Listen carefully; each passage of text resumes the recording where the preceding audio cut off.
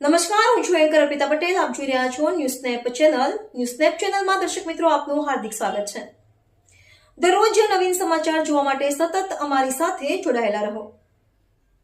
તારીખ 27/12/2025 રોજ Morbi city B division police સ્ટેશનમાં ફરિયાદી જેઓનું નામ હર્ષદભાઈ અમરસિંહભાઈ લીખિયા, તેઓએ આરોપી આશીષભાઈ તથા કમલેશભાઈને ઉછીના રૂપિયા આપેલ હતા અગાઉ, અને તે બાબતે તે રૂપિયા પરત ન કરતા તેઓએ પોતાના શાળા વિપુલભાઈ વિરજા કે જેઓ આ જે ફરિયાદ છે તેમાં મરણ જનાર તરીકે છે, તો તે વિપુલભાઈ વિરજાને તેઓએ વાત કરી અને તે બંને આ જે આરોપીઓ છે આશીષભાઈ અને કમલેશભાઈ, તેઓને રૂપિયા પરત આપવા માટેની જે વાત કરી ત્યારે આ બંને આરોપીઓએ ત્રીજા જે આરોપી છે હિતેશભાઈ દસાડિયા, તેઓને વાત કરતા આ ત્રણેય આરોપીઓએ મેળાપીપણું કરીને જે આ બંને શાળા બનેવી છે હર્ષદભાઈ તથા વિપુલભાઈ, તેઓને જાનથી મારી નાખવાની ધમકી આપી તથા ખોટા કેસમાં ફિટ કરાવી દેવાને એ બાબતની ધમકી આપી.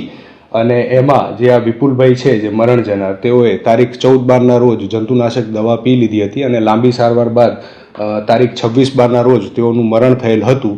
અને તેઓએ જે સુસાઇડ નોટ લખી હતી તે સુસાઇડ નોટ તેમના પિતાશ્રીએ આ જે પોલીસ તપાસમાં આપી, જે પોલીસે પોતાના તપાસના કામે કબજે લીધેલ છે, અને તેના પરથી આ જે ત્રણેય આરોપી છે તેઓની પોલીસે કાયદેસરની અટકાયત કરી ધરપકડ કરી છે.